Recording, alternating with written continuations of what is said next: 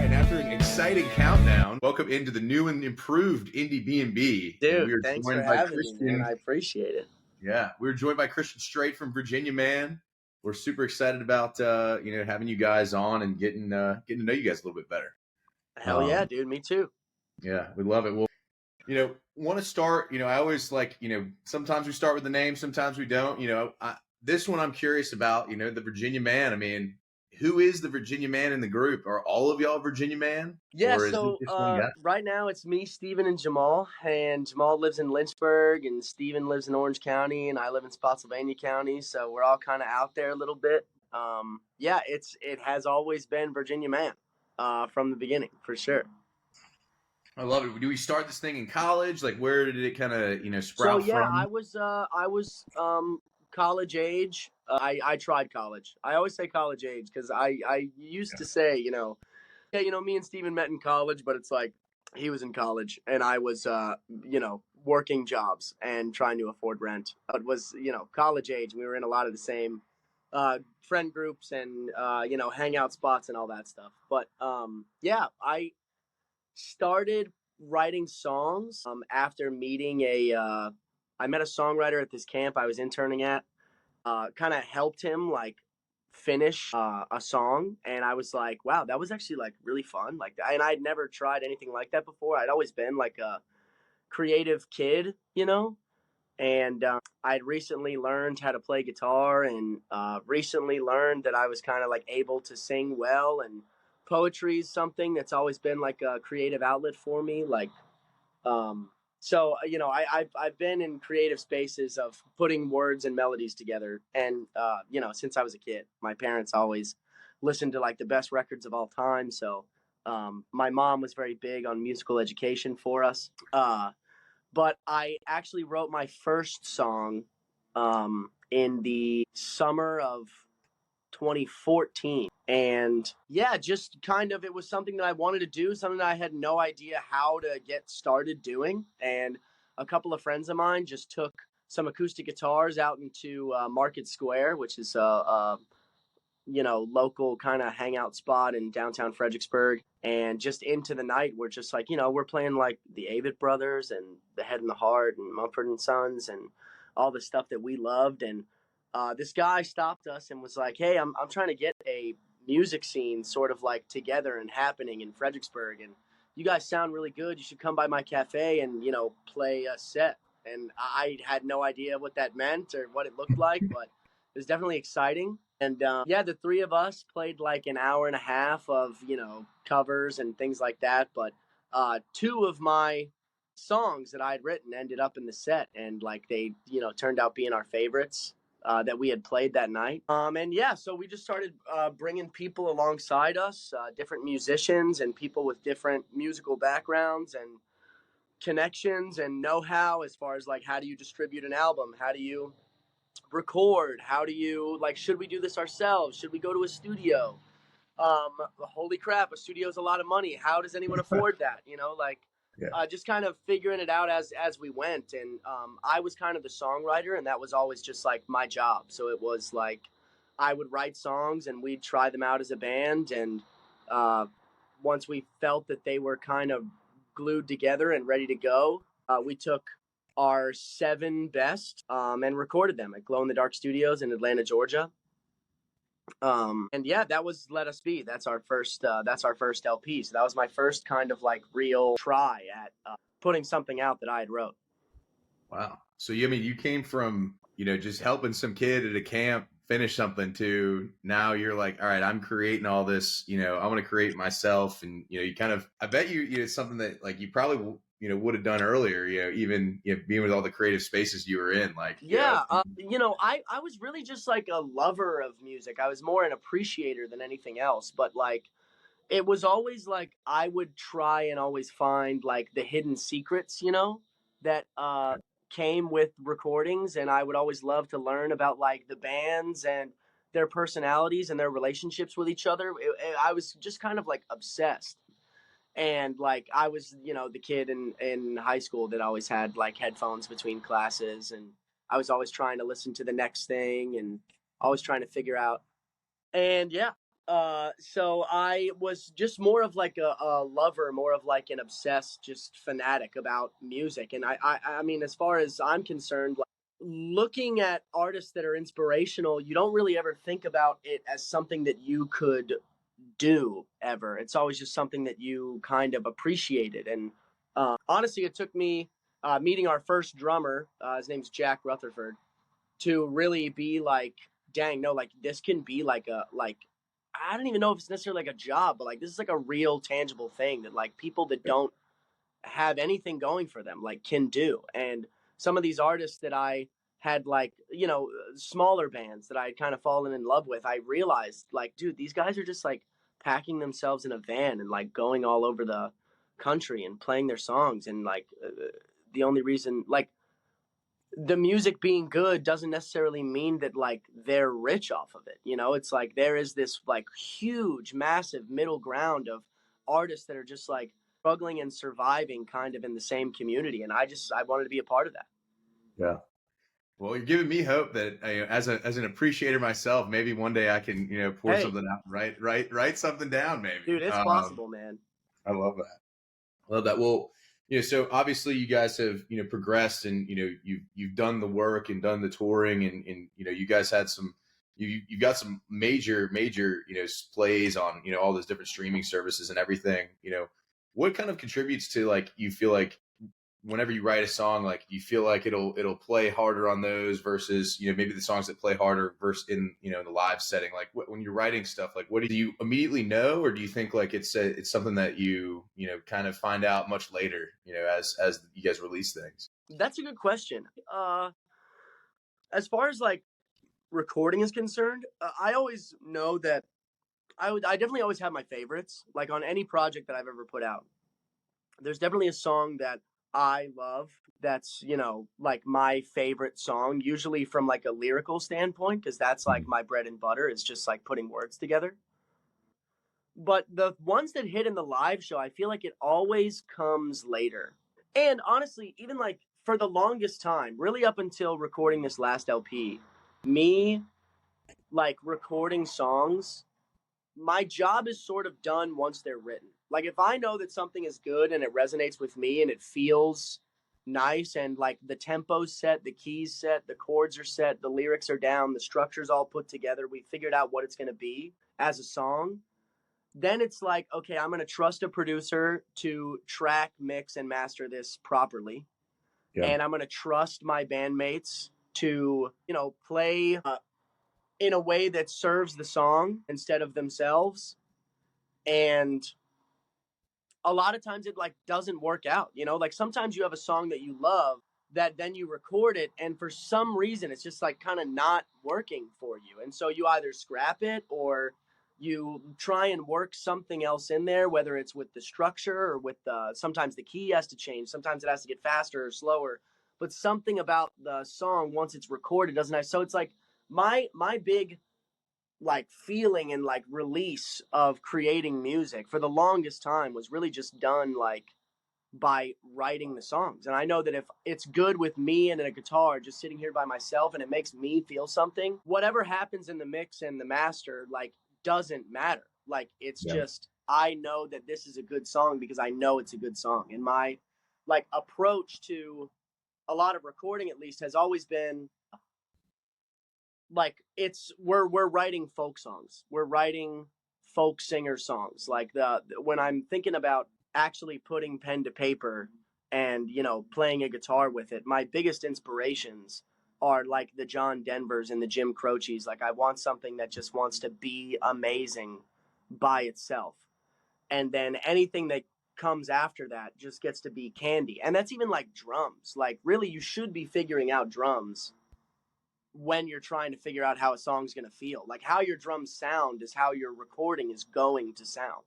And I didn't know that for the longest time. So I'm just kind of throwing drums over top of, these folk songs that I made. And then I'm throwing electric guitars on top of these folk songs that I made.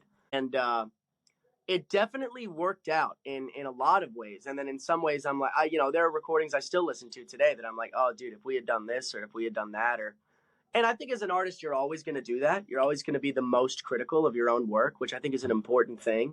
But then as far as the live show is concerned, I don't know that I'm ever setting out in the studio, or rather in just my sunroom, sitting down and writing. I don't know that I'm ever setting out to make a live banger. I don't know that I'm ever setting out to, like, if I'm feeling angry, if I'm feeling emotional, and what I'm writing comes out that way, and then we try it out in the trio and it's like feeling like really heavy, like I'm definitely not going to stop a train that's moving, you know? If it turns out that, and you know, now the three of us have just been kind of grooving and playing together for so long that it's like most of our songs now are starting more with grooves than the way that I had been prior, you know? So it's like, yeah, like if something hits in the live show, you know, because usually those songs start with music first, and then the songs that I think are going to hit in the studio really well, usually those start with lyrics first. Interesting. Well, particular one I want to highlight today, Snow in the Desert, is the one that's y'all's, latest release. And, Yep. Before we got on here and started recording, you mentioned, part of possibly a bigger EP coming out, later in the year here. And so talk about Snow in the Desert. Like, how did that song come from nothing to something? Was that one that you started lyrics first, or was that a groove that kind of, got together with the band? And so, yeah, that's really funny. That song was created in, man, so long ago. I think it was like, honestly, like 2021, maybe like really early 2022. No, but no, it wasn't. It was definitely, yeah, it was written in 2021, so a long time ago.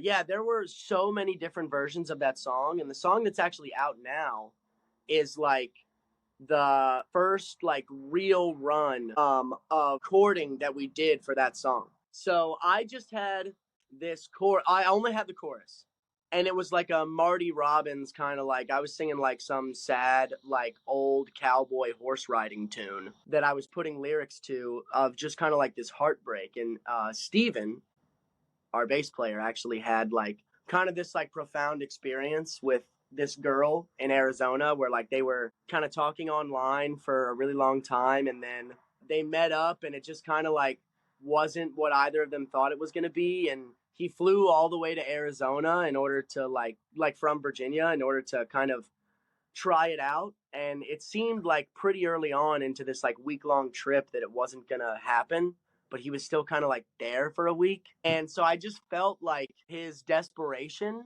in that, I don't want to say that, like I'm not trying to take a shot at him, but I don't think he would be mad at me saying that. His desperation in kind of that moment was super inspiring for me to like write the verses out. And he had this like, the little 2-5-1, like really simple progression, but that was like really gorgeous and beautiful. There's something about a 4-chord song where if you choose the right 4, it just like, there's just nothing like it, dude. It's like Taylor Swift. It's all the pop music that comes out. It's like that shit just feels amazing. When you can write a 4-chord song that doesn't sound like everything else that gets put out, it's like just a huge triumph. So, yeah, he had some chords. It all came together in our Jack, our old drummer's basement. It all just came together, like the 4 of us kind of sitting around. Yeah, that was like, it's just, I've seen it snow in the desert. Like he's out here trying to basically convince someone that like loving him is worth it. And, it's like, you say that this can't happen, but, I've seen it snow in the desert. I've seen some impossible things before. I've seen, peaceful rain fall on troubled water. Like those lyrics just kind of like made so much sense to me in that moment. And we're trying to write this other song, and then I'm just like, dude, I literally already have this chorus that I've been like kind of messing around with. And I started singing it over it, and everyone's like, dude, this is it. This is the song. Wow. I mean, the depth that it brings to anytime you ask an artist about, something specific, like you can get way more into it. So now when I listen to that song, I'm going to think about more, really get into the lyrics and hear Yeah. pain, Yeah, for sure. No, pain of going there's to Arizona and not working out the way you thought it would. And, Yep.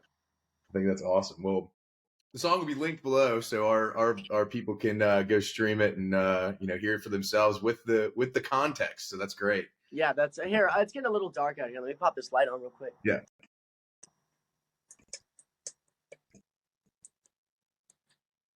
Oh, there he is. Look at that. Yeah. So, well, obviously, you guys have a pretty unique way to make the music, with the live set, and thinking about, how you put that together, starting in, a coffee shop in Fredericksburg, and now you've, probably played, all across the Southeast, what are some of the things that you think about now? Do you still take some, ideas from back then, and implement them now with the live set, or, what are some of the things you do Yeah, now? so that's an interesting question for us specifically because we've been like so many different things. I'm like really the sole kind of survivor as far as Virginia Man is concerned. Like when I started the project, it was 3 acoustic guitars and we called ourselves Tombstone Revolver, which is a fucking terrible name. Then that went from like 3 people to like 7 people, all with different instruments. 7 acoustic guitars. No, all different instruments, and we're trying to get like a fuller sound happening. But especially now that we're in a trio, like the more instruments you add, you always think as a young musician that it's gonna be bigger, and it almost never is. Like no one really gets room to kind of like play their part, you know? Mhm. And so we've gone from a 3 piece to a 7 piece to a 5 piece to a 4 piece to a different 4 piece to a 3 piece now is what we're at now. And the 3 piece is like drastically different from what it was starting out. And a lot of the records I was listening to when I was a kid, like I said earlier, I always pull folk singer inspiration when I'm like sitting there actually trying to flesh out a song.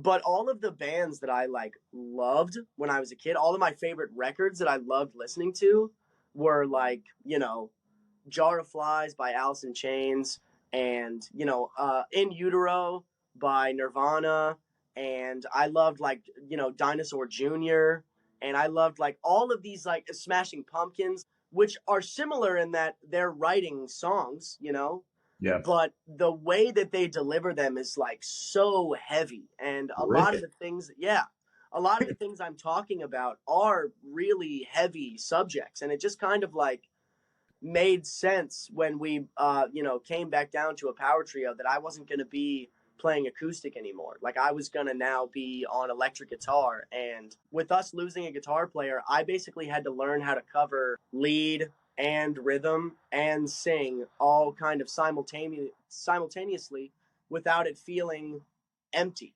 Mhm.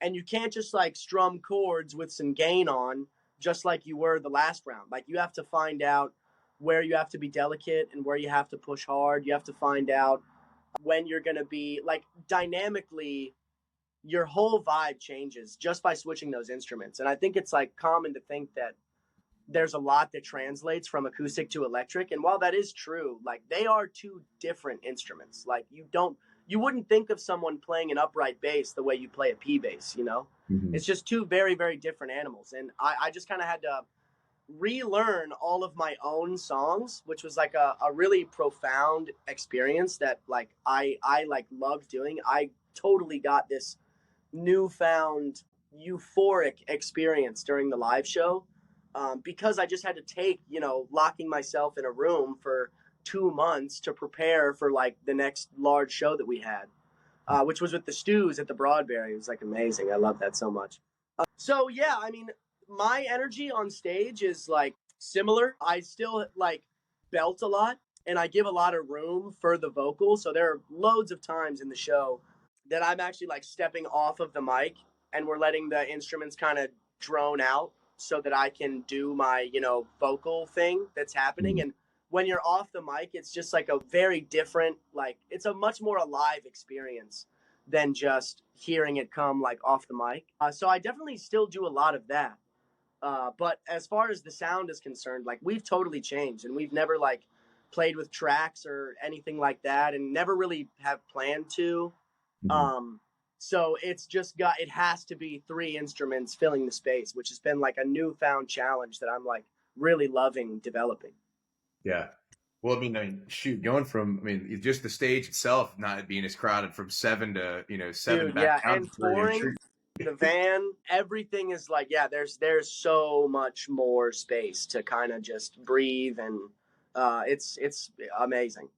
And What are some of the, honestly, even still, like we do a three-piece. It's funny that you said space because we do a three-piece now, but we try and stay as close together as possible. Like we're just like we like kind of feeding off each other and looking at each other and talking to each other. Jamal and Steve talk to each other like all fucking night. It's like it's great. It really feels like it. Yeah, it's just it's comfortable. You know, it's comfortable. Love it. What are some of the places? I mean, obviously you've probably toured, a lot of the Southeast and even more probably up the coast, towards, the Northeast too. Like places that stick out to you, venue wise, like what are some places you were like, man, like that one in particular, great sound guy, or, this one in particular, great food before the show. Like what are some of those stories there? Oh, dude, we played at this venue. The three of us played. Just because you said food, we played at this place called the Blue Canoe in Tupelo, Mississippi, and it's so weird because I think we were coming from like Birmingham. Would that make sense? Is that west or east? Yeah, you're going west. Yeah. Okay, yeah. So yeah. From Birmingham, we were going to Tupelo, and we drove through like a national park to get there. So almost the whole drive is this national park, like on the coast of Alabama, going into Mississippi, and it was like the most gorgeous drive we'd ever seen. And then we show up to Tupelo, and there's nothing there. There's like no people. There's one strip mall that then next to it has this building, which is the venue that we were playing in, and they had the best plate of collard greens and pork and grits like that I've ever had in all of my life. Their wings were absolutely unbelievable. Like the food at this venue was so insane. The Blue Canoe in Tupelo, Mississippi. Their food is absolutely unbelievable. And as far as like a sound person, I'd have to say Alicia at Mercury Lounge in New York City. Mercury Lounge is just a sick venue. It like still feels crowded when there's not a ton of people in there, but when you pack it out, it's just like a classic New York club. And just like the crowds in New York are like amazing. We just played Mercury Lounge actually for the first time last May on a Sunday, and it like just ripped. We just played through like the entire new album. Dallas Wax opened up the show, and dude, oh gosh, just the energy was like absolutely unbelievable. Like we were just like we had no words for each other. We were just like laughing and smiling while we were up there. Like everyone was just like on the same page, you know. Like we were all like, damn, we're really fucking playing this show right now. We're playing well. We're dialed. I love yeah, that. for sure. And then as far as Virginia venues go, I love the Camel. That's like a hometown spot at this point. I like know all of the staff there, and everyone's so well that like that just that place feels like family. It feels like home. The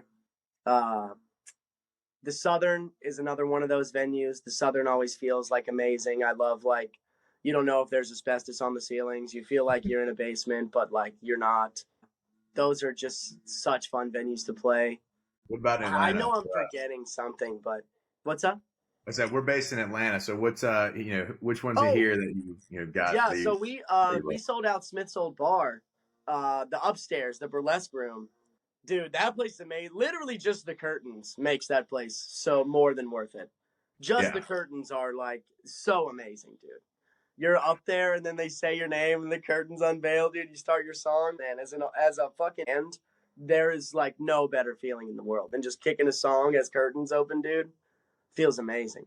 Dude, it's funny you mentioned the curtains like that. I now realize like there's not a lot of other places that do that. Like no, well, yeah. It used to be it literally used to be like a burlesque club. So they would have like way back in the day, they would have like sex shows and lingerie shows like up there, and they're like there was a stripper pole in the middle. Like it literally was that, and it's funny because you wouldn't think about it like when you're showing up to play, but when you're up there on the stage and you've heard the history, you're like, yeah, for sure, there was some stuff going on up here for sure. That's a fun fact that we did not get when we interviewed the booker for there. They just redid it recently, so I don't know if they may have taken out some of that history there, but maybe. But yeah, they used to do lingerie shows there for sure, and also there's a lift outside of Smith's where you load your gear up onto. I think it broke recently. Actually, I don't think the lift's there anymore.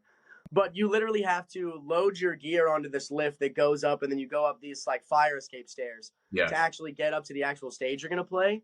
But the lift broke, so there's just the stairs now, and on the stairs there's painted. It's a long way to the top if you want to rock and roll. Yeah, it's amazing, dude. I love it, and I think they're on the stairs coming up to the venue for ticket buyers as well.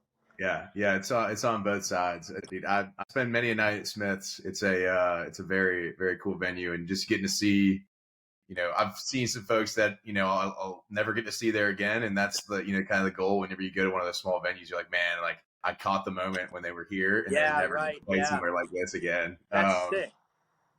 So who were one of those bands for you? Well, 49 Winchester and Medium Build are the two that I can kind of take off my head. That's crazy. So 49 Winchester, I like saw them in 21 there, and then I blinked my eyes, and last December I'm seeing them at Variety Playhouse. They're headlining the show, like sold out, ton of people. So it's like crazy. You get that catch that moment, here and there. It's really fun. Well, obviously when you come back, you got to let us know, and we'll be in the front row cheering for you. So, dude, of course, I would love that, man. Yeah.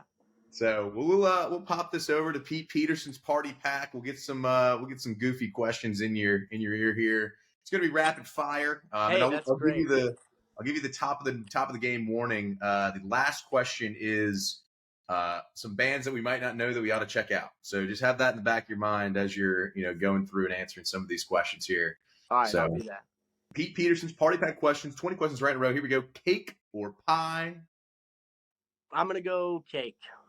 He's caking it. All right, I like it. Salad or soup? Soup, for sure. All right, soup in it. All right. Sunrise or sunset? What are you seeing more of these days?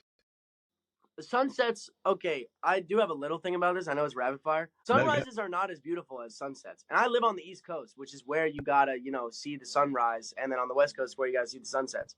Yeah. Dude, sunsets are painting the sky way better than sunrises. The only thing that people like sunrises for is to tell everyone else that they got up super early before the it's like, dude, your plaque's coming in the mail. Who gives a shit? Sunsets. Sunsets all day. I love it. All right, would you rather hit a home run or score a touchdown? Home run, dude. Dangers all day, baby. Love that. Night in or night out, what are you having more of these days? I prefer a night out. I have more nights in. I have 2 kids, so I'm usually on bedtime duty, and then I'm just, I'm actually right here. But yeah, no, I definitely prefer a night out. I'm very, very extroverted. I can't be trusted with too much alone time. You might get another album out of me. Yeah. All right. When you do go out and your jam comes on, are you more likely to hit the robot or the worm in the middle of the dance floor? Ooh, damn. What a great question, dude. I'm going to go robot. I'm definitely more I'm a pop locker, but I'm going to go more robot for sure. All right. What about when you go to a Tex-Mex restaurant? Are you more into the guac or the queso? Guac. I don't love cheese. I don't fuck with cheese like everybody does. Okay. People just want to be putting on cheese on everything, Waffles or pancakes in the morning time? Waffles. The crunch. Waffles. All right. Coffee or tea with your waffles? Coffee in the morning, but tea at night for sure. Okay. You got to have that nice warm tea at night. I like that. Dogs or cats? I prefer cats. I think they're more emotionally intelligent, and they leave you alone, which I also like. I respect it. I like it. Are you more like a ninja or a pirate? Man. I'm more like a pirate for sure. Yeah. Gatorade or Powerade? Gatorade. It's the brand. I'm a brand baby. All right. Toast or bagels? Bagels. Right. Actually, in Fredericksburg, Virginia, there's the Southern Bagel, and they have the greatest sausage, egg, and cheese known to mankind. Wow. All right. Hot claim after being in New York too. I love that. I will claim it. I'm saying it. All right. Chips or pretzels? I'm not a snacker. Can I choose neither? You can choose neither. Yeah, we'll take neither. All right. Fries or tots? Tots. Totting it up. All right. After a long day, TV show or a movie to relax? Movie, specifically a Godzilla movie. Godzilla movie? Okay. We'll talk MonsterVerse when we get done here. I've got some theories. Aliens, are they real? They're real. but they're not what we think they are. I don't think they come from outer space. I think they either live in the ocean or underground. Okay. All right. Is Bigfoot real? I don't think so. I think there might be like some kind of prehistoric creature that's able to that's like surpassed kind of extinction in a way, like a giant ground sloth or something like that. But Yeah. as far as a humanoid, like, monkey kind of guy walking around in the woods, nah, bullshit. I got you. All right. What about Love at First Sight? Is that real? Yeah, absolutely. I love that. All right. And who are a couple bands that we might not know that we ought to check out? Final question. Okay, you gotta check out Easy Honey. You gotta check out Sean Mason. He's a jazz pianist from Charlotte. It's amazing. You gotta check out Kid Lake. You gotta check out. I mean, everyone knows her probably at this point, but Indigo D'Souza, I'm just like destroying her records right now. She's amazing. I love that. I love that. Well, funny enough, we know Easy Honey, and we Nice, yeah, had dude. them on the They're pod, amazing dude. pals of mine, Love dude. I those love those dudes. guys so much, dude. They're the sweetest boys. But we got Easy Honey, Sean Mason, Kid Luke, or Kid Lake. Kid Lake. Yep. Kid Lake. All can be found, on the streaming platforms. Go check them out. That is a Christian liaison. Guarantee that they're great. Yes, it is Litzen. No one pronounces it right, though, so don't worry at all. I got you. Oh, man. Well, I appreciate you coming on and, conquering Pete Peterson's party pack, sharing a little bit about, the background of Snow in the Desert. What's coming up for you guys? You got some things rolling here in June to, start to get together for this album in the fall, or what's the haps? Yeah, so definitely be following us on Instagram and our TikTok and on YouTube. We're going to be putting out a bunch of stuff promoting the album. The album will more than likely and hopefully be out in the fall. So it's great. Best songs I've ever written. Just a true spirit of the three of us and our relationship and our musicality. And yeah, it's truly the proudest I have ever been of a piece of work. And I'm so excited to finally get the songs out. And there will be a tour coming with that. We're doing the whole industry proud. I love it. Well, everyone follow them on IG, follow them on Spotify. It's where you can get those singles right into your feed right there. So get that up there. But we have Snow in the Desert right here below. Check that out. Stream it. Send it to a friend. Send it to 5 friends. Obviously we got some good context there. So look forward to hearing more from Virginia Man. Christian, thank you so much for stopping in. Dude, Grant, thank you for having me, man. I appreciate you a ton. I look forward